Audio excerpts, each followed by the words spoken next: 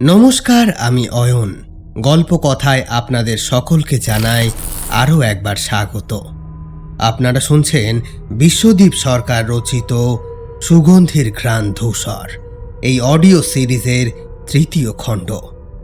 ইতিমধ্যেই প্রথম এবং দ্বিতীয় খণ্ড গল্পকথায় চলে এসেছে। প্রথম খণ্ডের নাম পিশাচিনীর গ্রাস, দ্বিতীয় খণ্ড কালঘ্রাণ। যারা এখনও এই পর্ব দুটি শোনেননি তারা ডেসক্রিপশন বক্স থেকে লিঙ্ক সংগ্রহ করে আগে ওই দুটি পর্ব শুনে আসবেন। এখন শুরু হচ্ছে গল্পের তৃতীয় খণ্ড।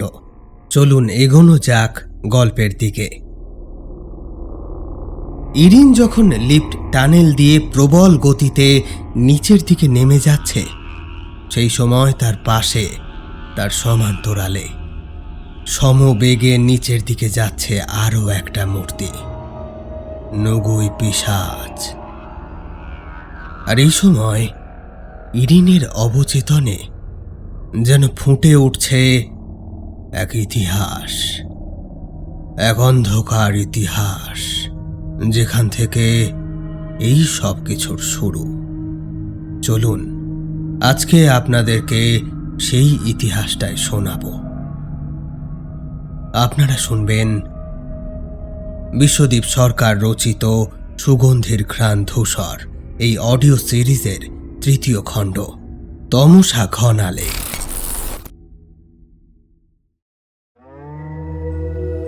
প্রাচীন চীন, উহান প্রদেশ, সময় ১৬৭৩ খ্রিস্টাব্দ।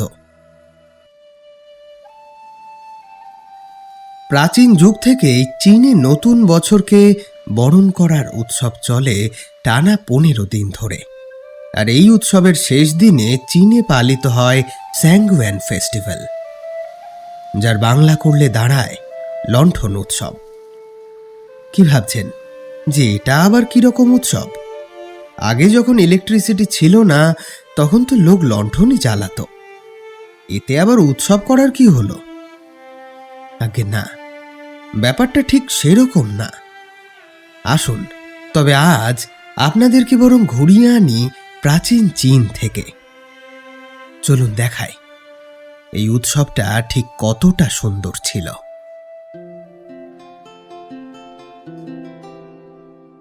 প্রাচীন চীনের উহান প্রদেশ।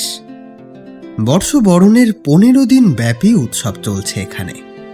আর আজ হলো সেই ১৫তম তথা উৎসবের শেষ দিন, স্যাংগুইন ফেস্টিভ্যাল বা লণ্ঠন উৎসব। তাই সবাই চাইছে উৎসবের এই শেষ দিনটা যতটা সম্ভব আনন্দ করে কাটাতে। এখন সবে বিকেল হবে হবে করছে, আকাশে সূর্যের হলদে কমলা আলো ছড়িয়ে পড়েছে। আর ওই যে সামনে দেখুন কত চওড়া রাস্তা, বড় বড় চারকোনা কালচে ধূসর রঙের পাথর বসিয়ে বাঁধানো রাস্তা, চারদিক পরিষ্কার ঝকঝকে। রাস্তার দুই পাশে সার দিয়ে দাঁড়িয়ে আছে চীনা ধাঁচে তৈরি কাঠের বাড়ি, যেগুলো অনেকটা প্যাগোডার মতো দেখতে। কোনোটা দোতলা তো কোনোটা ৩ তলা হয়ে ওপরে উঠে গিয়েছে। আর বাড়িগুলোর সামনে রাস্তার দুই ধার জুড়ে বসেছে কত দোকান। চলুন এবার আমরা ঘুরে দেখব মেলার বাজারটা।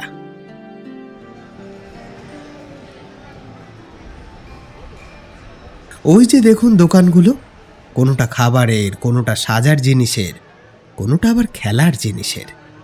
কোথাও ভাজাভুজি তো কোথাও মিষ্টির দোকান। চারিদিকে কত লোকের কলরব। কোথাও মানুষ ভিড় করে দাঁড়িয়ে খাওয়া দাওয়া করছে, কোথাও আবার বাসনপত্র কিনতে ব্যস্ত। একদিকে তো কিছু বাচ্চারা দাঁড়িয়ে জাদুকরের খেলা দেখছে। কাচের মোমদানি, বাক্স, বাসন, থালা আরও বিভিন্ন জিনিসের পসরা সাজিয়ে এদিক ওদিক হাসি মুখে বসে আছে কিছু দোকানি। কি নেই মেলায়! এই দেখুন, মেলা ঘুরতে ঘুরতে তো সন্ধে নেমে এলো। হ্যাঁ, এই তো। এবার একটু ওপরের দিকে তাকান দেখি। ওই দেখুন, রাস্তার এক পাশের বাড়িগুলোর উঁচু চাল থেকে অপর পাশের চালগুলো যুক্ত করা হয়েছে লম্বা লম্বা দড়ি দিয়ে। পুরো রাস্তার উপর জুড়ে সার সার দড়ি টাঙানো। আর সেই দড়িগুলোতে ঝুলছে সারি সারি কমলা রঙের কাগজের তৈরি গোল গোল চীনা লণ্ঠন। দুই পাশের দোকানের চালে এবং কাঠের থামগুলোতে ঝোলানো রয়েছে লাল কমলা রঙের কাগজের তৈরি নানা মাপের লণ্ঠন, আর সেগুলো থেকে বেরোনো কমলা লালচে রঙের আলোয় পুরো চত্বরে একটা মায়াবী আলোকময় পরিবেশ সৃষ্টি করেছে। সব ঘরগুলোর জানলা দিয়েই ভেতরে আলো জ্বলতে দেখা যাচ্ছে। শোনা যাচ্ছে ভেতরে থাকা লোকজনের হাসি, কৌতুকের আওয়াজ। ওই দেখুন, একটা দুটো করে সারা আকাশটাই প্রায় ছেয়ে যাচ্ছে দুপাশের বাড়ির জানলা আর ছাদ থেকে উড়িয়ে দেওয়া ফানুসে। মনে হচ্ছে না যে অগণিত তারা যেন নেমে এসেছে এই মেলার ওপরে থাকা আকাশটার বুকে, আর তাদের স্নিগ্ধ আলোয় চারপাশ একেবারে মুখরিত। আসলে চীনের মানুষেরা মনে করে এই বিশেষ দিনটিতে কাগজের লণ্ঠন জ্বালানোর মাধ্যমে মনের সব মলিনতা, যা কিছু খারাপ, যা কিছু ঋণাত্মক, তাকে আগুনে বিসর্জন দিয়ে নতুন আলোয় নতুন ভাবে জীবন শুরু করা হয়, যাতে আগামী দিন এগিয়ে চলার পথে তারা আরো উন্নতি করতে পারে। তো এটাই হলো এই উৎসবের বিষয়বস্তু। কি এবার বুঝলেন তো এই স্যাঙ্গুয়েন বা লণ্ঠন উৎসব আসলে কি? আচ্ছা, মেলা ঘোরা তো হলো, আর সময় নষ্ট করে লাভ নেই। এবার চলুন মূল গল্পে আসা যাক। আমরা এবার মেলার প্রবেশ করা পথের দিকে যাব, কারণ আমাদের গল্পের নায়কের প্রবেশ পথও ওইটি। ওই যে মেলার শুরু যেখান থেকে হয়েছে, পথের দুপাশে বড় বড় উঁচু দুটো কাঠের থাম, আর তাদের মাথা দুটো আড়াআড়িভাবে জুড়ে রেখেছে অপেক্ষাকৃত ছোট আর একটা কাঠের কুড়ি, ঠিক যেন একটা বিরাট দরজার ফ্রেম। থামগুলোতে লাল রং করা, আর বিভিন্ন রকমের কাগজের মালা আর ফুল পাতা জড়িয়ে সাজানো সেগুলো। ওইটাই হলো মেলার প্রবেশপথ। এটি আসলে চীনা স্থাপত্য রীতির একটি অংশ। চীনের কোনো মন্দির, কোনো প্রাসাদ, কোনো জনপদ বা অনুষ্ঠানে প্রবেশের পথে এই রকমেরই কাঠের তৈরি প্রবেশদ্বার দেখা যায়। এবার ভিড়ের মধ্যে দেখা গেল একজন চীনা যুবককে। পরনে স্থানীয় চাষির বেশ, গায়ে একটা মলিন নীল রঙের ঢোলা চীনা জামা, আর নিচে পাজামার মতো ঢোলা পোশাক, তবে পায়ের কাছটা চাপা, পায়ে দড়ি বাঁধা কাঠের জুতো, আর মাথায় একটা দড়ি লাগানো বাঁশের টুপি, যা সচরাচর চাষিরা মাঠে কাজ করার সময় ব্যবহার করে। টুপিটা যেন একটু বেশিই বড়, সেটা সামনে ঝুঁকে পড়েছে, আর তাতেই প্রায় পুরোটাই আড়াল হয়ে গিয়েছে সেই যুবকের মুখ। তার পাশে আরও একটি যুবককে দেখা গেল। তার পোশাকও একই ধাঁচের হলেও মাথায় তার কোনো টুপি নেই। এবার প্রথম জন দ্বিতীয় জনকে উদ্দেশ্য করে বলল, ইচেন, আমি তোমাকে একটা বড় টুপি আনতে বলেছিলাম, যাতে আমার মুখটা আধখানা ঢাকা থাকে, আর তুমি টুপি এনেছো। দেখো, মনে হচ্ছে যেন আমি পুরোটাই ঢুকে যাব টুপির ভেতর। তোমাকে বলি এক আর তুমি করো আর এক, তোমাকে নিয়ে আর পারা গেল না। দ্বিতীয় ছেলেটি এবার বলল, মানে যার মাথায় টুপি নেই। আরে আরে বন্ধু হাওড়ান, তুমি এত রাগ করছো কেন? দেখো, আধখানার বদলে যদি তোমার পুরো মাথাটাই ঢাকা থাকে তাহলে তো তোমারই ভালো। কেউ হাজার চেষ্টা করেও চিনতে পারবে না তোমাকে, তাই নয় কি? হাসি হচ্ছে? হ্যাঁ, হাসি হচ্ছে আমাকে নিয়ে মশকরা? ইচ্ছে করছে তোমাকে বেঢপ টুপিটা পরিয়ে দিয়ে একটা পাগলা ঘোড়ার পিঠে বেঁধে দিই, আর তারপর সেটার পিঠে করে আমার দু চোখের বাইরে পাঠিয়ে দিই তোমাকে। কি বললে তুমি? তুমি এরকম কথা বলতে পারলে আমাকে? আমি না সেই ছোটোবেলা থেকে তোমার বন্ধু, একসাথে কত জায়গায় ঘুরেছি আমরা, আর আজ কিনা তুমিই আমাকে নির্বাসনে পাঠানোর কথা বলছো? বন্ধু না ছাই, ভালোই হবে। একটা পাগলা ঘোড়ার পিঠে একটা পাগলা গাধা উঠে চিহি চিহি করে ডাক ছেড়ে ঘুরে বেড়াবে নগরের অলিগলি দিয়ে, লোকে দেখেও বেশ মজা পাবে। আরে রোশো রোশো, দেখো, তোমার যা হৃষ্টপুষ্ট পেটানো চেহারা আর গায়ের যা রং, তার কতটাই বা ঢাকবে চাষিদের জামা পরে? তার থেকে বরং মুখটাই ঢেকে হাঁটো। তাই এটা একদমই ভুল বলেনি ইচেন। হাওরান এক কথায় যাকে বলে সুপুরুষ। যেমন উঁচু লম্বা গড়ন, তেমনই পেশিবহুল চেহারা। খালি গায়ে যখন সে কুস্তির মহড়া দেয়, সব লোকেরা তো হা করে তাকিয়ে থাকে। তবে ওর মুখে যেন শিশু সুলভ ভাবটা কাটেনি এখনো। বছর 25-এর এই যুবকটার মন যেমন সরল, তেমন যুদ্ধবিদ্যাতেও তার জুড়ি নেই। রাজ অন্তঃপুরীর মেয়েদের মূল চর্চার বিষয় এখন সে। আর হবে নাই বা কেন? হাওরানি এখন এই অঞ্চলের বর্তমান রাজা।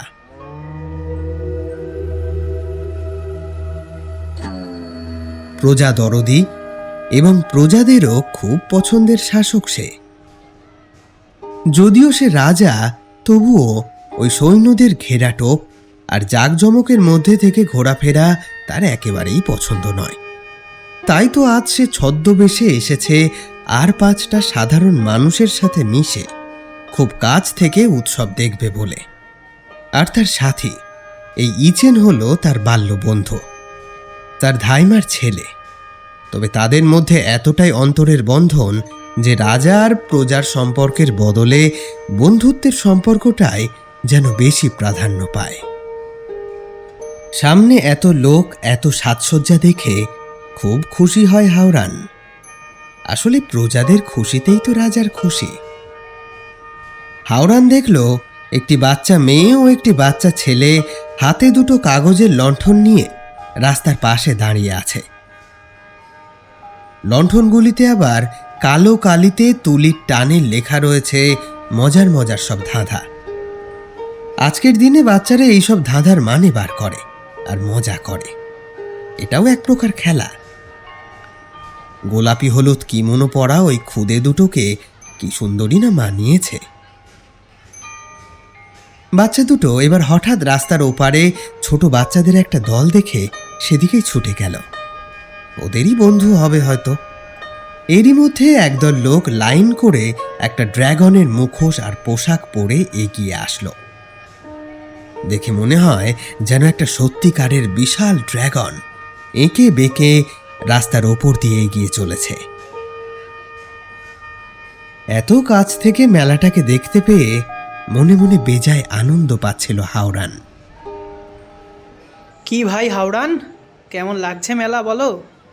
কি সুন্দর সেজে উঠেছে চারিদিকে, কত আলো। ঠিক বলেছ ভাই ইচেন, সত্যি কি অপূর্ব। হঠাৎ সামনে তাকিয়ে থমকে গেল হাওরান। ওর জিভ গেছে আটকে, কথা গিয়েছে বন্ধ হয়ে। সামনে ওটা কে? লাল বর্ডার দেওয়া সাদা কিমোনো পরা একটা মেয়ে। তবে এটুকু বললেই যথেষ্ট নয়, আরেকটু বলতে হবে। মেয়েটার কোমরে মানানসই লাল রঙের চওড়া কাপড়ের চীনা কোমর বন্ধনী, পায়ে কাঠের তৈরি জুতো, বাঁ হাতে ধরা একটা কাগজের পাখা, আর ডান হাতে বাঁশের তৈরি একটা লাল চীনা ছাতা। সাদা গোলাপি ফুল আঁকা আছে ছাতার কাপড়ে, আর ছাতার পরিধি বরাবর চারিধার থেকে কিছু দূর অন্তর ঝোলানো রেশম কাপড়ের ফিতে, যেগুলো তার গায়ের চারপাশ দিয়ে কোমর অবধি নেমে ঝুলছে। ছাতার ফাঁক দিয়ে দেখা যাচ্ছে তার গোলাপি পাপড়ির ন্যায় লাল দুটি ঠোঁট, আর সেই ঠোঁটের বাঁ দিকে একটু নিচে একটা ছোট্ট কালো তিল। হঠাৎ কোথা থেকে একটা হালকা দমকা হাওয়া বয়ে এলো। সেই দমকেই মেয়েটার হাতে ধরা ছাতাটা এবং হাওরান দুজনেই যেন একটু বেসামাল হয়ে গেল।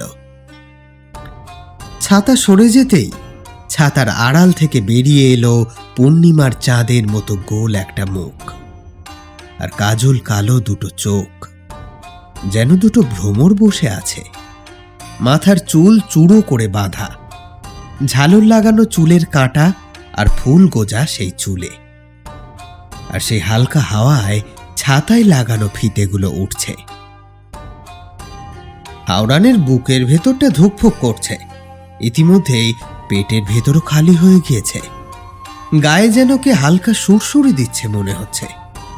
হাওড়ানের মনে হচ্ছে চারপাশে যেন আর কিচ্ছু নেই, শুধু সে একা দাঁড়িয়ে আছে ওই মেয়েটার সামনে। মনে মনে ভাবল, কে এই মেয়েটা? এ কি আদেও মানুষ তো, নাকি স্বর্গের কোনো অপ্সরা? কোনো বাড়তি প্রসাধনের আচ্ছাদন নেই, অথচ কি সুন্দর কোমল রূপ। হাওড়ান এতদিন গল্পেই শুনে এসেছে পরীদের কথা, তবে কি আজ সত্যিই কোনো পরী নেমে এসেছে তার সামনে? কি হচ্ছে এসব আজ তার 25 বছরের জীবনে এরকম অনুভূতি তো আগে কোনোদিনও হয়নি।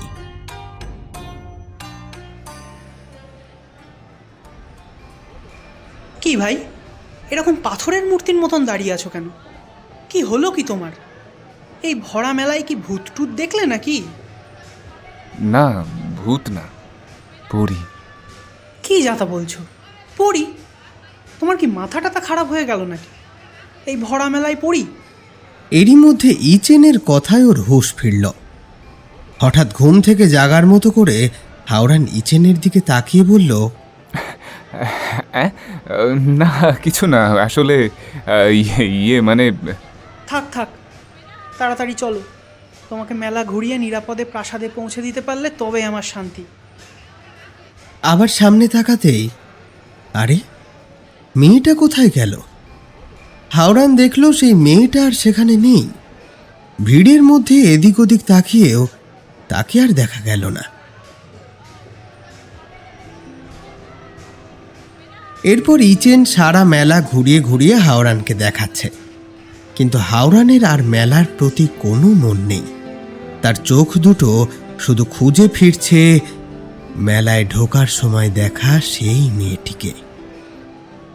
ইচেন হাওড়ানের এই রূপ অন্যমনস্কতা লক্ষ্য করে বলল, তোমার কি হয়েছে বলো তো ভায়া? মেলায় ঢোকার পর থেকেই দেখছি তুমি কেমন অন্যমনস্ক হয়ে আছো। কই, পথে আসার সময় তো ঠিকই ছিলে। কি হয়েছে খুলে বলো তো। কই, কিছু হয়নি তো। চলো মেলার ভেতরে যাই।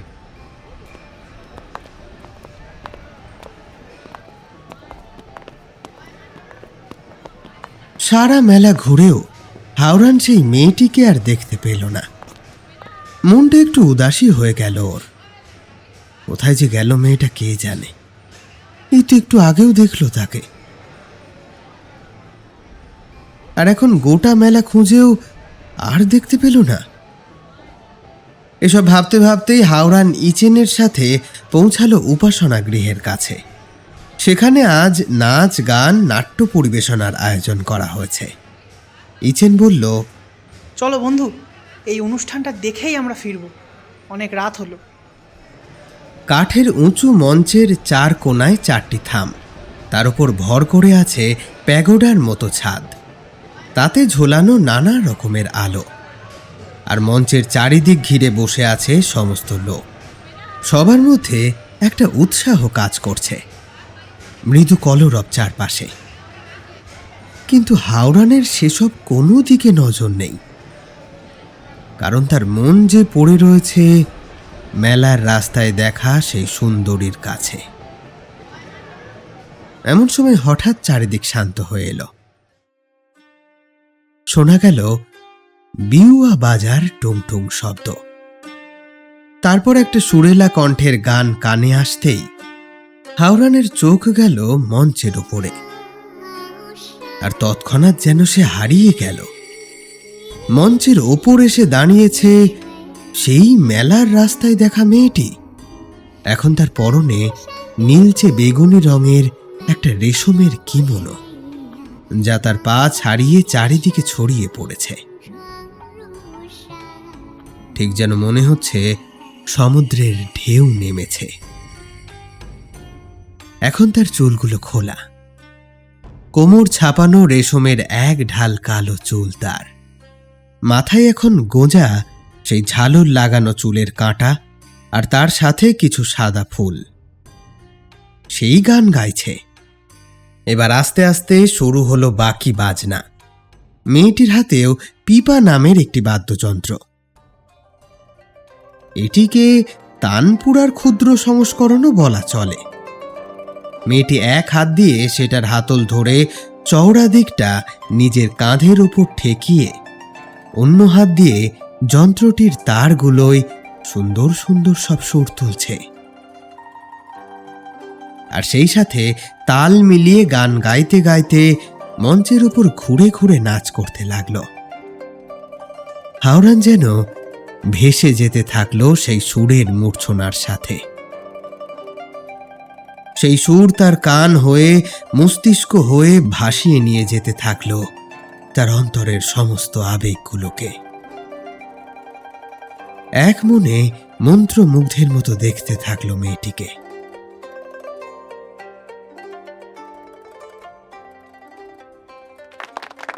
তারপর একসময় গান শেষ হলে সবাই হাততালি দিয়ে ওঠে।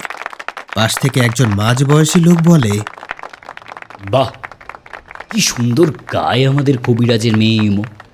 বাহ বাহ। আর একজন বৃদ্ধা বলে ওঠে, শুধু কি গান, কত সুন্দর নাচে মেয়েটা, সেটাও বলুন একবার। আরে তা তো বটেই, তা তো বটেই, সে আর বলতে।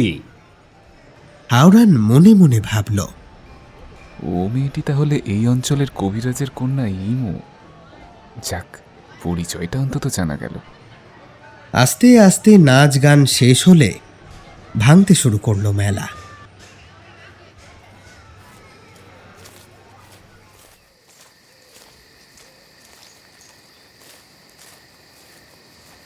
হাওরান আর ইচেন বাড়ি ফেরার পথ ধরল।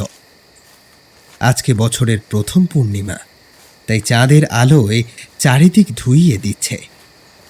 একটা বাঁশ জঙ্গলের মধ্যে দিয়ে হাওরান আর ইচেন ফিরছিল। হালকা হাওয়ায় বাঁশ গাছের পাতাগুলো ঝিরঝির শব্দ তুলছে।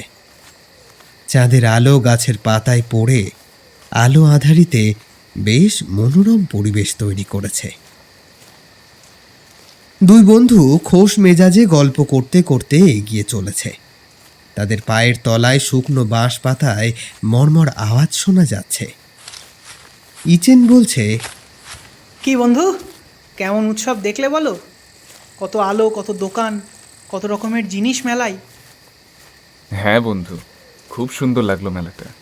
আর নাট্যমঞ্চের সেই মেয়েটিও খুব সুন্দর ছিল। হ্যাঁ, কি বললে? না, বলছিলাম যে নাটকটাও খুব ভালো লেগেছে আমার। হ্যাঁ। ও আচ্ছা, ওই যেই মেয়েটি আজ নাট্যমঞ্চে উঠেছিল, ও খুব সুন্দর গান করে। ওর নাম তো ইমো। ও, ওর বোন আর ওদের কবিরাজ বাবাকে নিয়ে তিনজনের সংসার। আমাদের গ্রামেই বাড়ি। ওই দেখো, কথা বলতে বলতে আমার গ্রামের রাস্তায় এসে গেছে। এক কাজ করি, আমি তোমাকে আরেকটু এগিয়ে দিয়ে আসি। আরে না না, তার দরকার পড়বে না। আমি ঠিক প্রাসাদে পৌঁছে যাব। তুমি নিশ্চিন্তে বাড়ি যাও। বলছো? আচ্ছা ঠিক আছে, তবে সাবধানে যেও। আমি চললাম তাহলে। আচ্ছা, যাও।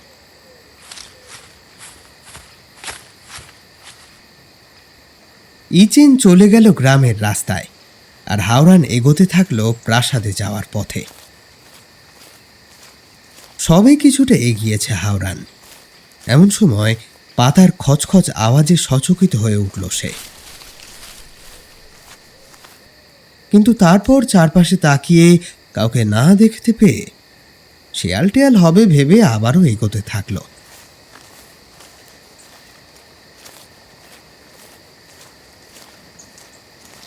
কিছু দূর যাওয়ার পর আবারও সেই খচখচ শব্দ কানে আসে তার। না, এ তো শেয়ালের পায়ের শব্দ নয়। কেউ বা কারা নিশ্চয়ই তার পিছু নিয়েছে। কিন্তু তাই বা হয় কি করে? সে যে বাইরে আছে এ কথা তো তার পরিবার আর খুব ঘনিষ্ঠ কিছু লোক ছাড়া আর কেউ জানে না। তবে সে যাই হোক, এখন তাড়াতাড়ি পা চালাতে হবে ওকে। এমনটা ভেবে কোমরের তরবারিটা এক হাত দিয়ে শক্ত করে চেপে ধরে দ্রুত পায়ে এগিয়ে যেতে থাকলো সে। এভাবে বাঁশ জঙ্গলের ভেতর একটা গোলাকার খালি জায়গায় পৌঁছানো মাত্রই একটা কালো মূর্তি পেছন দিক থেকে আঘাত হানল হাওড়ানের উপর। হাওড়ানও তুখোড় যোদ্ধা। সে চৌকিতে পিছন ফিরে নিজের তরবারি দিয়ে প্রতিহত করল সেই আঘাত। তারপর সেই ছায়ামূর্তিকে পায়ের এক আঘাতে দূরে ছিটকে ফেলে দিল। হাওড়ানের এত জোরে আঘাতে সেই ছায়ামূর্তিটা ততক্ষণে মাটিতে পড়ে কাতরাতে আরম্ভ করেছে। এবার চাঁদের আলোয় হাওড়ান দেখল কালো কাপড়ে মাথা মুখ আবৃত করে জনা পাঁচেক যোদ্ধা বেশের লোক জঙ্গলের এদিক ওদিক থেকে বেরিয়ে আসলো। তাদের পরনের পোশাকও কালো। তারা সঙ্গে সঙ্গে ঘিরে ধরল হাওড়ানকে। হাওড়ানও তরবারি বাগিয়ে প্রস্তুত হলো লড়াইয়ের জন্য। তারপর হাওড়ান আর সেই যোদ্ধাদের মধ্যে শুরু হলো সংঘর্ষ। হাওড়ান একা আর তার বিপরীতে 5 জন। এই অসম লড়াই সত্ত্বেও হাওড়ান একাই ধরাশায়ী করতে লাগলো তাদের। একটা সময় হাওড়ানের সাথে তাদের এঁটে ওঠা দুষ্কর হয়ে উঠল। তাই সুযোগ বুঝে লোকগুলোর মধ্যে একজন নিজের কোমরে বাঁধা বাঁশের তৈরি একটা কৌটোর মুখ খুলে একটা বিষাক্ত সাপ ছুঁড়ে দিল হাওড়ানের শরীর লক্ষ্য করে।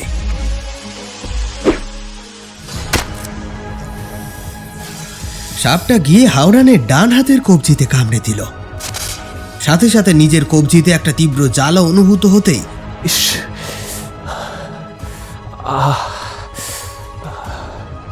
হাওড়ানের হাত থেকে তরবারিটা ছিটকে পড়ে গেল মাটিতে। হাত চেপে ধরে বসে পড়ল হাওড়ান। সেই হামলাকারী লোকগুলির মধ্যে একজন এবার এগিয়ে এসে তরবারি উঁচু করে হাওড়ানের গলায় কোপ মারতেই যাবে, এমন সময় পেছন থেকে সেই ব্যক্তির মাথায় নেমে আসে এক প্রচণ্ড আঘাত। ছিটকে গিয়ে পড়ে সে।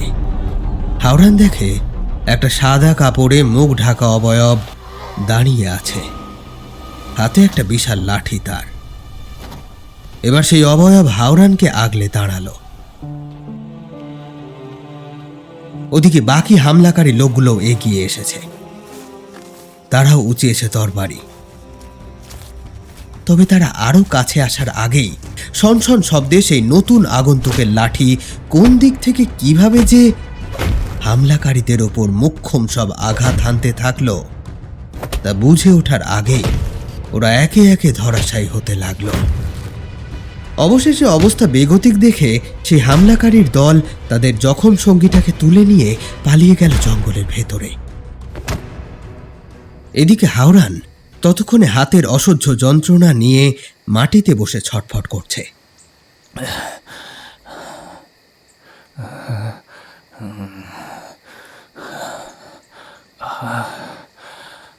এবার সেই সাদা কাপড়ে মুখ ঢাকা দেওয়া ব্যক্তিটি তাড়াতাড়ি হাওড়ানের কাছে এসে বসে।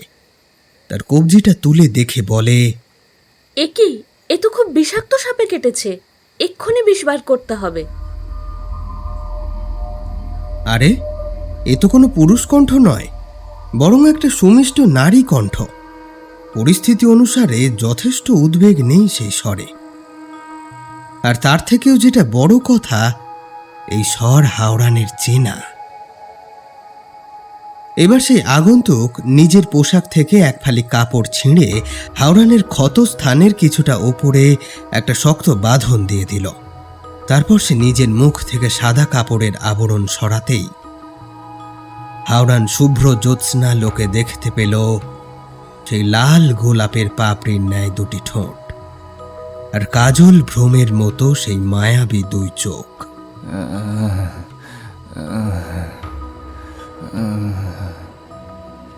ইমো এবার হাওড়ানের কবজির ক্ষতটা নিয়ে ব্যস্ত হয়ে পড়ল। হাওড়ানের যেন ইমোকে এখন মহৌষধি মলমের মতো লাগছে, যার প্রলেপে এক নিমেষে তার সমস্ত জ্বালা যন্ত্রণা দূর হয়ে যাবে। ইমোর রেশমের মতো চুলগুলো হাওয়ায় উঠছে, একটা মিষ্টি গন্ধ ছড়াচ্ছে তা থেকে। তার সুন্দর মুখটার দিকে তাকিয়ে এত যন্ত্রণার মধ্যেও হাওড়ানের ঠোঁটের কোণে একটা আলতো হাসি ফুটে উঠল। ইমো, তার স্বপ্ন সুন্দরী এসেছে এই বিপদের সময় ওর ঢাল হয়ে দাঁড়াতে, তার প্রাণ বাঁচাতে। এসব ভাবতে ভাবতেই ইমোর কোলে মাথা রেখেই চোখ বুঝল হাওড়ান। ইমো হাওড়ানের সেই ক্ষত স্থানটি নিয়ে কী সব যেন করল। বেশ কিছুক্ষণ পর উঠে দাঁড়ালো সে। তারপর মুখে একটা হালকা শীষ দিতেই বাঁশ জঙ্গলের আড়াল থেকে বেরিয়ে এলো একটা সাদা ঘোড়া। ইমোর ইশারা পেয়ে তার সামনে এসে হাঁটু গেড়ে বসে পড়ল ঘোড়াটি।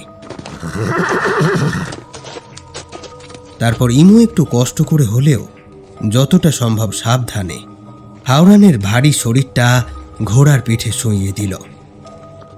তারপর ঘোড়া উঠে দাঁড়াতেই ইমো চড়ে বসল তার পিঠে। এবার ঘোড়া ছুটিয়ে দিল গ্রামের দিকে।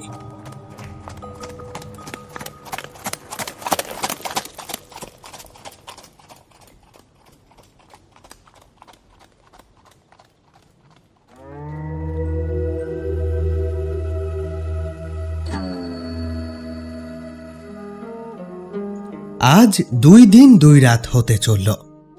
হাওড়ানের কিন্তু এখনো জ্ঞান ফেরেনি।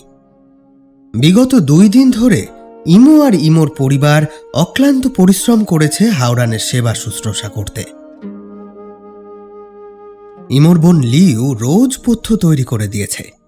ইমোর বাবা ঔষধ তৈরি করে দিয়েছেন প্রতিদিন। আর ইমো সে তো সারা দিন হাওড়ানের কাছেই বসে হাওড়ানের খেয়াল রেখে চলেছে। সাপে কাটা তো বটেই, সাথে হামলাকারীদের তরবারির আঘাতেও হাওড়ানের দেহের নানা স্থানে ক্ষত সৃষ্টি হয়েছিল। আর ইমো রোজ পুরনো পট্টি পাল্টিয়ে মলম লাগিয়ে নতুন পট্টি বেঁধে দিয়েছে, সময় মতো ওষুধ খাইয়েছে। সাপের বিষের কারণেই ধুম জ্বর এসেছিল হাওড়ানের, তাই সারা রাত জেগে হাওড়ানের মাথায় জল পট্টি দিয়েছে ইমো। এভাবে 3 দিন চলার পর অবশেষে 3য় দিন সকালে হাওড়ানের জ্ঞান ফিরল। আস্তে আস্তে চোখ খুলে হাওড়ান প্রথমে ঝাপসা ঝাপসা দেখল। তারপর দৃষ্টি পরিষ্কার হতেই দেখতে পেল ইমোকে। সে মেঝের ওপর বসে একটা নিচু টেবিলের ওপর ঝুঁকে পড়ে কি সব বাটাবাটি করছে, ওষুধ তৈরি করছে বোধহয়। হাওড়ান অনেকক্ষণ তাকিয়ে থাকলো ইমোর দিকে। তারপর ইমোকে ওষুধ তৈরি শেষ করে উঠে আসতে দেখে আবারও চোখ বন্ধ করে নিল হাওড়ান। ইমো এসে দেখল হাওড়ান শুয়ে আছে বিছানায়। তার মাথার লম্বা চুলগুলো বালিশ হয়ে ছড়িয়ে পড়ছে খাটের ধারে। হাওড়ানের পরনে একটা ফিতে লাগানো হালকা জামা। আসলে ইমোর বাবার জামা এটি। অসুস্থ ছেলেটার পরার জন্যই নিজের দেরাজ থেকে এগুলো বার করে দিয়ে গিয়েছে সে। ইমো হাওড়ানের কাছে এসে বসল। তারপর হাওড়ানের কপাল থেকে চুল সরিয়ে কপালে হাত রেখে বোঝার চেষ্টা করল জ্বর আছে কিনা। না, জ্বর আর নেই, গা ঠান্ডা এখন। এবার ওনার ক্ষতস্থানে প্রলেপটা লাগিয়ে দেওয়া দরকার। এই বলেই প্রলেপের বাটিটা বিছানার এক পাশে রেখে হাওড়ানের জামার বুকের ফিতেগুলো এক এক করে খুলতে থাকলো। হাওড়ানের আগে কখনো কোনো মেয়ের এত কাছাকাছি আসেনি। আর এ তো সেই মেয়ে যাকে কিনা প্রথম দেখাতেই মনে মনে ভালোবেসে ফেলেছে সে। ইমো এক এক করে হাওড়ানের জামার ফিতেগুলো খুলে সরিয়ে দিল কাপড়ের আবরণ। সেখান থেকে দেখা গেল হাওড়ানের পেশিবহুল দেহের গঠনটা। হাওড়ান মনে মনে ভাবল, এই রে, এই মেয়েটা কি করছে? এই মেয়েটা এখন আমাকে মলম লাগাবে নাকি? কিন্তু আমি যতদূর শুনেছি ইমোর কবিরাজ বাবা তো আছেন, তিনি কোথায় গেলেন? তবে কি তিনি বাড়িতে নেই? কোন বিপাকে পড়লাম আমি? এদিকে ইমো কিন্তু ততক্ষণে নির্বিকারভাবেই সেই প্রলেপ নিজের হাতে করে হাওড়ানের সারা শরীরের ক্ষতস্থানগুলিতে এক এক করে লাগিয়ে দিচ্ছে, খুব যত্ন সহকারে। ওদিকে হাওড়ানের তো পাগল হওয়ার জোগাড়। ভেতর ভেতর লজ্জায় লাল হয়ে যাচ্ছে সে। ইমোর কোমল হাতের স্পর্শে হাওড়ানের হৃদগতি ক্রমশ দ্রুত থেকে দ্রুততর হচ্ছে। এবার ইমো হাতে খানিকটা প্রলেপ তুলে নিয়ে হাওরানের প্রশস্ত বুকের কাছের ক্ষতটার উপর সবে খানিকটা প্রলেপ লাগিয়েছে। এমন সময় হাওরান উঠে পড়ে ইমোর হাত ধরে থামিয়ে দিল। আচমকে এভাবে হাওরানের উঠে পড়ায় আর তার হাত ধরায় ইমো বিস্তর চমকে উঠেছে। আর তার ফলেই সে টাল সামলাতে না পেরে একেবারে হুড়মুড় করে পড়ল হাওরানের বুকের ওপর। ইমো আর হাওরান দুজনেরই দুজনের চোখে চোখ পড়ল, আর হঠাৎ করেই তারা যেন হারিয়ে গেল দুজনের গভীরতম চোখ জোড়ায়। কি হচ্ছে, কেনই বা হচ্ছে, দুজনের কেউই বুঝতে পারে না। সমস্ত পারিপার্শ্বিক সব কিছুক্ষণের জন্য যেন ফিকে হয়ে গিয়েছে। হাওরানের হাতটা শক্ত করে ধরে রেখেছে ইমোর হাতটাকে। দূর থেকে ভেসে আসছে কোনো চীনে বাঁশির শব্দ। হাওরানের এত কাছে ইমো যে ওর গা থেকে সুবাস আসছে ওর নাকে। হালকা ভেজা চুল, সদ্য স্নান সেরেছে হয়তো মেয়েটা। রাতের জ্যোৎস্না লোকে দেখা স্বপ্ন সুন্দরী যেন প্রকাশ্য দিবালোকে সদ্য ঝরে পড়া এক মুঠো বেল ফুলের ন্যায় মনোরমা রূপে ধরা দিয়েছে হাওরানের কাছে। হঠাৎ কেন যেন হাওরানের খুব ভালো লাগছে সবকিছু। সে হয়তো চিরদিন এইভাবে তাকিয়েই থাকত যদি না ইমো নিজে থেকে হাওরানের হাত ছাড়িয়ে উঠে দাঁড়াতো। ও, আপনার জ্ঞান ফিরেছে? আপনি কেমন বোধ করছেন এখন? অনেকটা ভালো, শুধু একটু দুর্বল বোধ করছি। আপনি মলমের বাটিটা দিন আমাকে, আমি নিজেই লাগিয়ে নেব।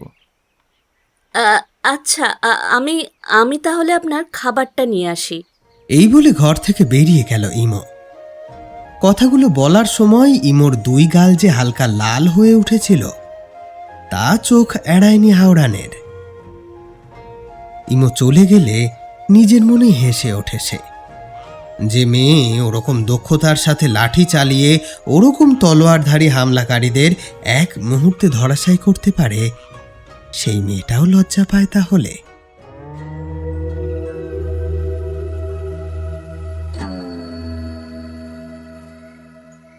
এখন রাত্রিবেলা একটা গোল খাওয়ার টেবিলে 4টে কাঠের গুঁড়ির টুলে বসে আছে ইমোর বাবা, ইমো, লিউ আর হাওরান। ইমোর বাবা বললেন, তারপর এখন শরীর ঠিক আছে তো? হ্যাঁ, এই কদিন যেভাবে আমাকে সেবা শুশ্রূষা করেছেন তার জন্য আমি চিরকৃতজ্ঞ থাকবো আপনাদের কাছে। আর ইমো যদি সেদিন আমাকে না বাঁচাতো তাহলে হয়তো আমি জঙ্গলেই। আহা, থাক না সেসব, তুমি বরং মন দিয়ে খাও।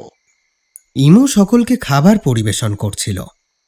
লিউ বলল, দিদি তো এইরকমই, কারোর বিপদ দেখলে ও চুপ করে থাকতে পারে না, যথাসাধ্য চেষ্টা করে সাহায্য করতে। এই কদিন তো সারা রাত জেগে ও আপনার সেবা করেছে। তবে বাবা, তোমাকে মারাত্মক বিষধর সাপে কেটেছিল। ইমো যদিও বিষ রক্ত যতটা সম্ভব বার করে দিয়েছিল, কিন্তু যে সামান্য পরিমাণ তোমার শরীরে গেছিল তাতেই তোমার জ্বর আসে। সাথে শরীরের অন্যান্য ক্ষত তো ছিলই। তবে কটা দিন একটু বিশ্রাম নিলেই ঠিক হয়ে যাবে। ওই দেখো, কথায় কথায় তোমার নামটাই জানা হয়নি, আর তুমি থাকো কোথায়? হাওরান উত্তর দিতে গিয়ে থেমে গেল। আসল কথা তো বলা যাবে না, তাই নিজেকে একটু গুছিয়ে নিয়ে সে বলল, আমার আমার আমার নাম ডাওয়াং। এই পাশের গ্রামেই আমার বাড়ি। ও, তা অত রাতে তুমি রাজপ্রাসাদের পথের দিকে যাচ্ছিলে কেন? এই রে, এবার কি বলবে হাওরান? তাই কিছুক্ষণ ভেবে নিয়ে সে বলল, ওই কাজের জন্য, মানে রাজপ্রাসাদে নাকি কিছু লোক নিয়োগ হবে শুনেছিলাম, তাই এসেছিলাম। এখানে এসে শুনলাম উৎসব আছে, তাই দেখতে দেখেই রাত হয়ে গিয়েছিল। আমি ইমোর গানও শুনেছি, খুব সুন্দর গান গায়ও। ইমো মুখ নিচু করে খাচ্ছিল। হাওড়ানের কথা শুনে মুখ তুলে চাইল সে। হাওড়ানেরও চোখ পড়ল ইমোর দিকে। মেয়েটার মুখে হালকা হাসি ফুটে উঠেছে। রাতে হাওড়ান শুয়ে আছে বিছানায়। জ্যোৎস্না ফুটেছে বাইরে। পাশের জালনা দিয়ে তাই বাইরে তাকিয়ে আছে সে। এমন সময় তার কানে এলো একটা টুংটাং শব্দ। কেউ গুঝেং বাজাচ্ছে। এই প্রসঙ্গে গুঝেন কি সেটা একটু বলে রাখা ভালো। এই গুঝেং হলো এক প্রকার চীনা বাদ্যযন্ত্র। একটা বড় মোটা কাঠের তক্তা পাতা থাকে আনুভূমিকভাবে, আর তার দুই প্রান্ত জুড়ে আটকানো থাকে কিছু তার, আর সেগুলোই আঙুল দিয়ে বাজানো হয়। অনেকটা গিটার বা তানপুরার মতোই কাজ করে, তবে এটা আকার আয়তনে অনেকটা বড়। প্রায় 5 ফুট লম্বা কাঠের বাদ্যযন্ত্রটিতে 21 থেকে 26টা তার আটকানো থাকে। সেগুলো বাজালে খুব মিষ্টি সুর বার হয়। হাওড়ান জালনা দিয়ে একটু বাইরে তাকালো। বুঝল শব্দটা আসছে বাড়ির পিছনের বাগান থেকে। বিছানা ছেড়ে উঠে এগিয়ে এলো হাওড়ান। তারপর বাগানের দিকে এগিয়ে গেল সেই বাজনার উৎস খুঁজতে।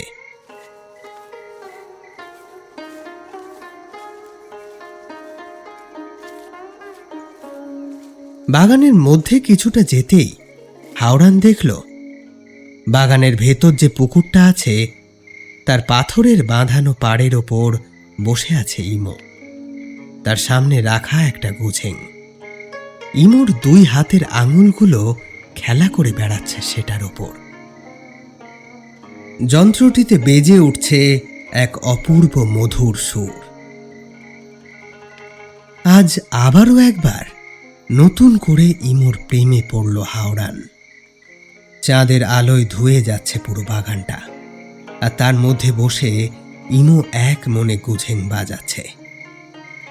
হাওড়ানের মনে হলো, সত্যি এ কি মানুষ, নাকি স্বর্গের কোনো দেবী এসে বসেছে এই বাগানে?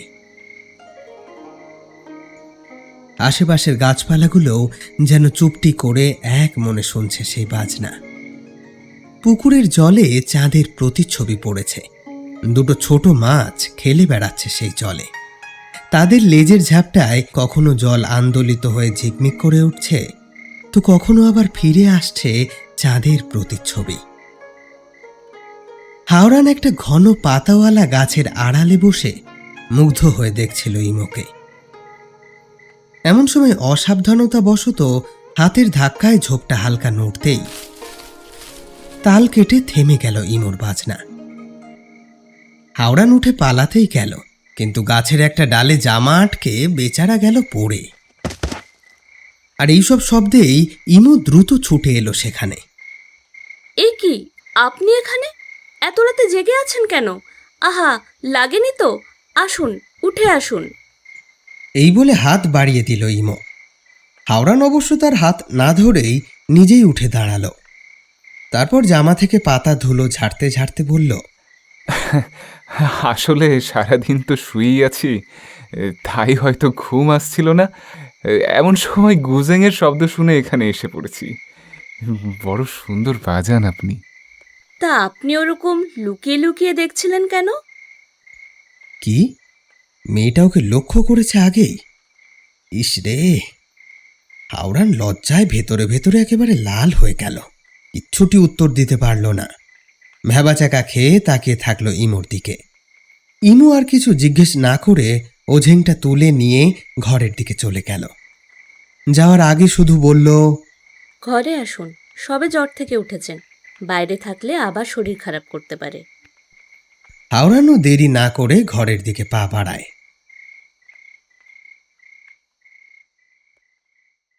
পরের দিন সকালে খাওয়া দাওয়ার পর হাওড়ান ইমোর বাবাকে বলল,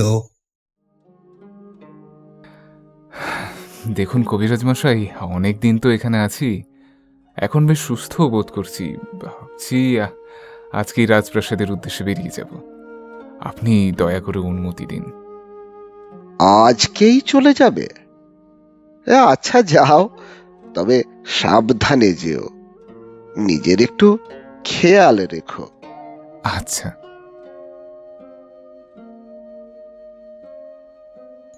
হাওড়ান বেরিয়ে যাচ্ছে বাড়ি থেকে। এমন সময় ইমো ডাক দিল। শুনুন, এই পুটলিটা রাখুন, এতে কিছু খাবার আছে, পথে খেয়ে নেবেন। আর আর আবার আসবেন এদিকে এলে। ওর কথা শুনে হাওড়ান কিছুক্ষণ তাকিয়ে থাকলো ইমোর দিকে। কি বলল সে? আবার আসতে বলল? তার মানে ইমো কি মনে মনে মনে বোধ হয় হাওড়ান একটু হাসল, মুখে কিন্তু কেবল ধন্যবাদ জানিয়েই প্রস্থান করল। ধন্যবাদ। অন্যদিকে রাজপ্রাসাদে একজন খুব ক্রোধান্বিত কণ্ঠে ধমক দিচ্ছে। তোরা একটা কাজ পারিস না ঠিক করে, 6 জন মিলে একজনকে মারতে পারলি না। তার সামনে দাঁড়িয়ে রয়েছে কিছু কালো পোশাকে মুখ ঢাকা লোক। সামনের যে কালো কাপড়ে মুখ ঢাকা লোকগুলো দাঁড়িয়ে, তাদেরই একজন বলল, আমি তো দেখেছি, সাপটা ঠিক ওকে কামড়েছিল। এই এই তাহলে কি করে বেঁচে রাজপ্রাসাদে ফিরে আসলো? হ্যাঁ, কি করে? এ নিশ্চয়ই ওই লোকটার কাজ।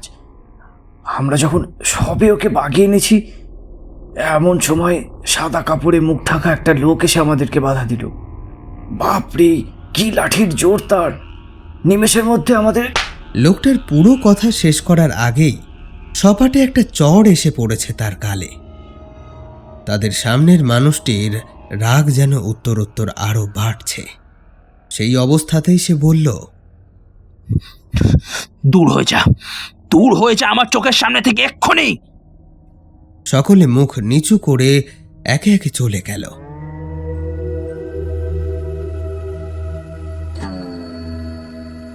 এদিকে ইমোর দিন কাটছে ডাওয়াংয়ের কথা ভেবে। রাতে খাওয়া দাওয়ার পর ঘর গোছাতে গোছাতে সে আনমনে ভাবছিল, এই কদিনেই কেমন যেন খুব কাছের বলে মনে হচ্ছিল ডাওয়াংকে। তবে কি ইমো তাকে ভালোবেসে ফেলল? কিন্তু কদিনই বা হলো সে ডাওয়াংকে চেনে। এর মধ্যে কি তার এসব ভাবা উচিত? তবে মন তো মনের কথা বলতেই থাকে। ইমোর মনও যেন বলল, ইমো, তুই যে ভালোবেসে ফেলেছিস ওকে। এমন সময় ইমোর ঘোর কাটে তার বাবার ডাকে। ইমো, এবার শুতে যা মা, রাত তো অনেক হলো। এই যাই বাবা। আর ওদিকে রাজপ্রাসাদে হাওড়ান সারাদিন রাজকার্য সামলে রাতে নিজের ঘরে ঢুকে একটু অবসর নিতে এলেই এক মনে ভাবে ইমোর কথা। তারপর পালঙ্ক ছেড়ে উঠে গিয়ে দাঁড়ায় জানলার কাছে। তার উঁচু প্রাসাদ থেকে তাকিয়ে থাকে সেই গ্রামটার দিকে, যেখান থেকে সে চলে তো এসেছে, কিন্তু মনটা ফেলে রেখে এসেছে সেখানেই। এরকমই এক রাতে সেই জানলার পাশে দাঁড়িয়েই সিদ্ধান্তটা নিয়েই নিল হাওড়ান, না, অনেক হয়েছে। এবার সে ওই গ্রাম থেকে তার মনকে নিয়ে আসবে, নইলে তো তার বেঁচে থাকা দুর্বিষহ হয়ে উঠছে দিন দিন। কোনো কাজেই মন বসাতে পারছে না। সে রাতে কর্তব্য মনস্থির করার পর পালঙ্কে এসে শুয়ে পড়ে সুখ স্বপ্নে হারিয়ে যায় হাওড়ান।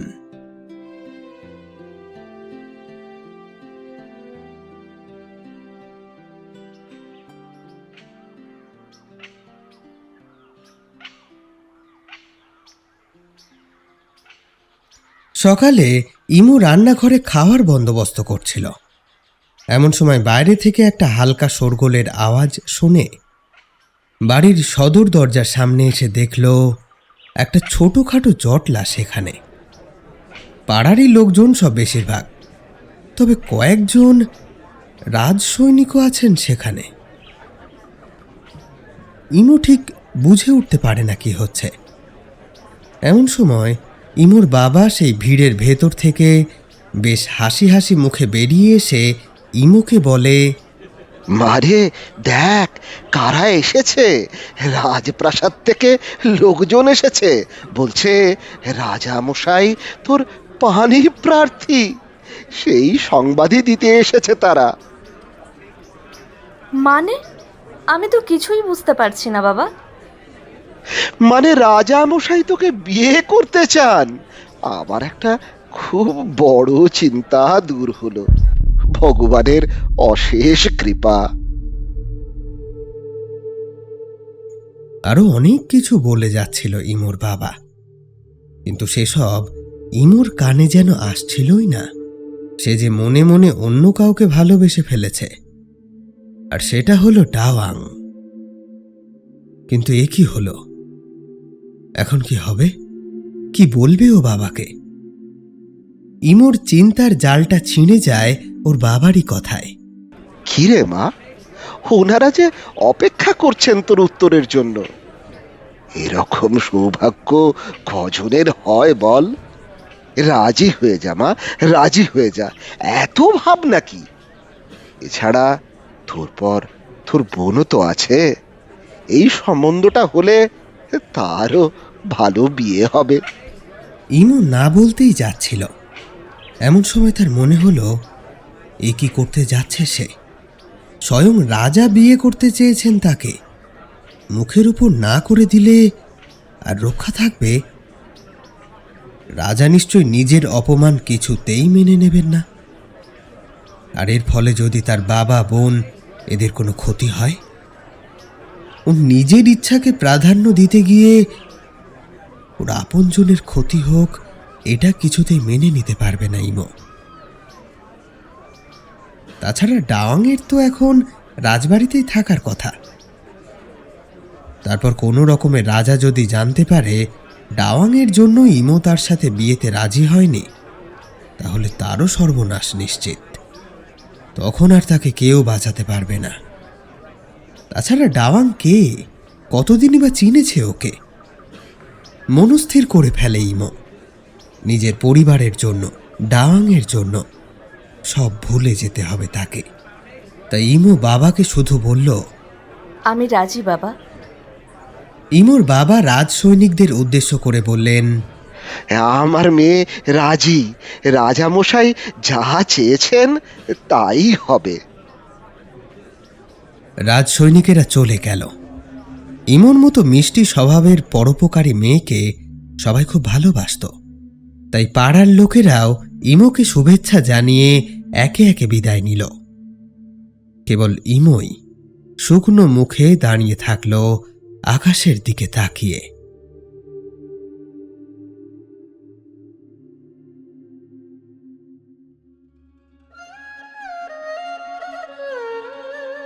এরপর খুব দ্রুত বিয়ের দিন চলে আসলো। সকাল সকাল রাজবাড়ি থেকে পালকি পাঠানো হলো ইমোর বাড়িতে। সেই পালকি দেখে তো কারোর মুখে আর কথা সরে না, এমনই কারুকাজ তাতে। পালকিটি একটি ছোট কামরার মতো আকারের। কাঠের তৈরি পালকির প্রতি কোণায় 5 জন করে চারপাশে মোট 20 জন সেই পালকি বইছে। পুরো পালকি জুড়ে রেশমের পর্দা ঝোলানো, কাঠের কারুকাজ করা। তার ভেতরের মেঝেতে সুন্দর নকশা করা গালিচা পাতা। সেখানে ইমো এবং তার বাড়ির লোকেদের জন্য গয়না, জামা কাপড় সহ 2 জন দাসীও আছে। তারাই ইমোকে সাজিয়ে গুছিয়ে তৈরি করে দিল। তারপর সেই পালকিতে করেই ইমো চলল রাজপ্রাসাদের উদ্দেশ্যে। সাথে তার বোন লিউও চলল কনে পক্ষ হয়ে।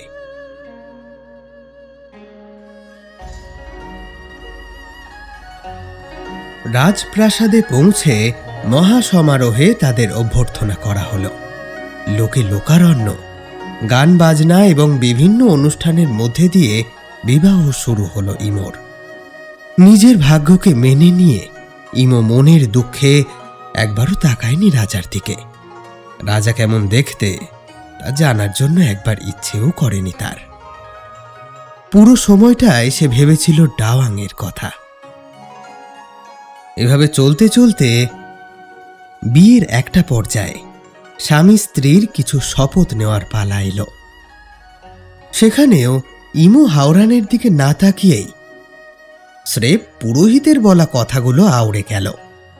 ওদিকে হাওরান ইমুর অবস্থা দেখে মনে মনে বেশ মজা পাচ্ছিল। সেও বুঝেছে ওই 5টা দিনে ইমু তাকে ভালোবেসে ফেলেছে, তবে সেটা ডাওয়াং হিসেবে। এই রাজা হাওরানকে সে চেনে না। এবার এলো হাওরানের শপথ নেওয়ার পালা। হাওরান শপথ নিতে শুরু করতেই ইমু সচকিত হয়ে উঠল। এই গলা তো ইমুর চেনা, এ যে ডাওয়াংয়ের গলা। কিন্তু সে এখানে কি করে? না না, এ কিছুতেই সম্ভব নয়, ভুল ভাবছে সে। তাই বলে এতটা ভুল হবে তার? এসব ভাবতে ভাবতে আর থাকতে না পেরে মুখ তুলে এবার চাইল ইমো। আর তৎক্ষণাৎ থমকে গেল সে। কি দেখছে? সামনে যে তার ডাওয়াং দাঁড়িয়ে, আর সে এখন রাজবেশে। এ কি দেখছে ইমো? এ কি আদেও সত্যি? এবার হাওরান তাকালো ইমোর দিকে। ইমোর চোখে চোখ রেখে শপথ নিতে থাকলো। হাওরানের শপথ শেষ হতেই উত্তেজনা, আনন্দ আর বিস্ময়ে জ্ঞান হারালো ইমো। তবে ও পড়ে যাওয়ার আগে শক্ত হাতে ইমোকে ধরে ফেলল হাওরান। চারিদিকে ইতিমধ্যে শোরগোল শুরু হয়েছে, কিন্তু সেসবে বিশেষ গুরুত্ব না দিয়ে নিজের 2 হাতে ইমোকে নিয়ে রাজপ্রাসাদের ভেতরের দিকে চলল হাওরান।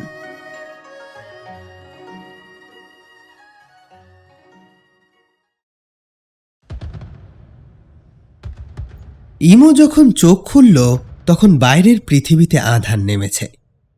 সে নিজেকে একটা বিলাসবহুল ঘরের ততোধিক বিলাসবহুল এক পালঙ্কের ওপর আবিষ্কার করল।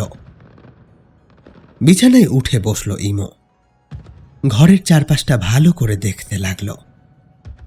ঘরের দেওয়ালে বড় বড় কাঠের থামে লাগানো দামি ধাতুর কারুকাজ। ওপরের কড়িবর্গা থেকে ঝুলছে সুন্দর সুন্দর সব ঝাড়বাতি। মোম জ্বালিয়ে রাখা হয়েছে তাতে। দেওয়ালের গায়েও মোমদানিতে জ্বলছে মোমের আলো। ঘরের ভেতর হালকা একটা চন্দনের গন্ধ। চন্দন গুঁড়ো দিয়ে ধূপ জ্বালানো হয়েছে হয়তো। নানা রকম ফুলে সাজানো ঘরের ভেতরটা। এসব দেখতে দেখতে ইমো কেমন বিভোর হয়ে গিয়েছিল। এমন সময় একটা হালকা গলা খাঁকড়ানোর শব্দে ঘুরে তাকালো ইমো। দেখল এক সুপুরুষ ব্যক্তি দাঁড়িয়ে আছে তার পিছন দিকের একটা জানলার পাশে। পরনে তার লাল রঙের ওপর সোনার সুতোয় কাজ করা রাজকীয় কিমোনো। মাথার সামনে চুল পিছনে টেনে উঁচু করে বাঁধা, আর পেছনের চুল খোলা পিঠের ওপর। জানলার দিক থেকে ধীরে ধীরে হেঁটে ইমোর দিকেই আসছে সে। এবার একে একে সব মনে পড়ে গেল ইমোর। আর সেই সাথে আবারও সেই অবাক হওয়া ভাবটা ফিরে এলো। ডাওয়াং কি করে এখানে এই বেশে আসতে পারে? কি যে সব হচ্ছে ওর সাথে? সে কি আবার স্বপ্ন দেখছে? কিন্তু এবার ইমোর ধারণাকে ভুল প্রমাণ করে হাওরান এবার ইমোর সামনে এসে দাঁড়ালো। কৌতুকের সুরে বলল, কি হলো ইমো? আমি না হয় সাপের কামড়ের বিষক্রিয়ায় জ্ঞান হারিয়েছিলাম, কিন্তু আপনি জ্ঞান হারালেন কি করে? তুমি মানে আপনি তো... ইমোর কথা শেষ হওয়ার আগেই হাওরান বলল, আমার আসল নাম হাওরান, আমি ডাওয়াং নই। সেদিন আপনাদেরকে কিছু কারণবশত নিজের আসল পরিচয় দিইনি। ইমোর এবার আরো অবাক হওয়ার পালা। এনার নাম হাওরান, মানে রাজা হাওরান। ইমো এবার তাড়াহুড়োয় হাওরানকে বলে ফেলে, আমি দুঃখিত রাজামশাই, আসলে আমি ওইভাবে আপনাকে দেখে খুব অবাক হয়ে গেছিলাম। আর আপনি আমাদের বাড়িতে যখন গেছিলেন তখনই আপনাকে মনে মনে খুব ভালোবেসে ফেলেছিলাম। আর তাই তো এখানে এসে একবারও আপনার দিকে তাকাইনি। ডাওয়াঙে যে আপনি তা আমি বুঝতে পারিনি। কথাগুলো বলার পর ইমোর খেয়াল হয় যে সে তাড়াহুড়োয় রাজার সামনে এমন কিছু বলে ফেলেছে যা তার এভাবে বলা উচিত হয়নি। কিছুক্ষণ সব চুপচাপ, কেবলমাত্র দুটি প্রাণীর নিঃশ্বাস প্রশ্বাসের শব্দ শোনা যাচ্ছে। ওদিকে হাওরানের মুখে খেলা করছে একটা দুষ্টু হাসি। নিস্তব্ধতা ভেঙে সেই বলল, আমিও তোমাকে প্রথম দেখাতেই ভালোবেসে ফেলেছিলাম ইমো। মেলায় তোমাকে দেখার পর থেকে আমি এমন কিছু অনুভব করেছিলাম যা আগে কখনো কোনো নারীর প্রতি হয়নি। তোমার কাছে তো আমি এক চাষি পরিবারের ছেলে ছিলাম, এখন আমার আসল পরিচয় জেনে তুমি কি আমাকে রাজামশাই বলে দূরে সরিয়ে দিচ্ছ ইমো? না না রাজামশাই, আমি আসলে আপনাকে রাজামশাই নয়, হাওরান, হাওরান বলে ডাকবে আমাকে ইমো। তারপর ইমোকে দুই হাত দিয়ে আলিঙ্গনে আবদ্ধ করে নিজের খুব কাছে টেনে নিল হাওরান। এমন সময় বাইরে শুরু হলো আতশবাজির রোশনাই। রাজার বিয়ে বলে কথা, সেখানে এই আয়োজন তো থাকতেই হবে। লাল, হলুদ, গোলাপি, নীল কত রং ছড়িয়ে দিচ্ছে তারা রাতের আকাশের গায়ে, আর সেই আলো এসে পড়ছে ওদের চোখে মুখে। হাওরান এক সময় নিজের মুখটা আস্তে আস্তে নামিয়ে আনে ইমোর মুখের একদম কাছে, আর তারপর কি খুব ইচ্ছে না? তারপর কি হলো সেটা জানার খুব ইচ্ছে। শুনুন মশাই, অন্য লোকের ঘরে উঁকি মারা কোনো কাজের কথা নয়। তবে গল্প যখন বলতে এসেছি, তখন এরপর কি হলো তা তো বলতেই হবে। ভাবছেন রাজার সাথে ইমোর বিয়ে হয়ে গেল, ইমো রানী হয়ে গেল, সবকিছু ভালোই ভালোই মিটে গেল, কিন্তু না। এরপর গল্প এমন একদিকে মোড় নেবে যেখান থেকে শুরু হবে এক ভয়ানক অধ্যায়। আপনারা শুনছিলেন বিশ্বদীপ সরকার রচিত সুগন্ধির ঘ্রাণ ধূসর এই অডিও সিরিজের তৃতীয় খণ্ড তমসা ঘনালে। পরবর্তী খণ্ড কাল পিশাচিনী নিয়ে খুব শীঘ্রই হাজির হচ্ছি। ততক্ষণ আগের পর্ব দুটি শুনুন এবং কেমন লাগছে কমেন্ট সেকশনে জানান। সুস্থ থাকুন, শুনতে থাকুন গল্প কথা।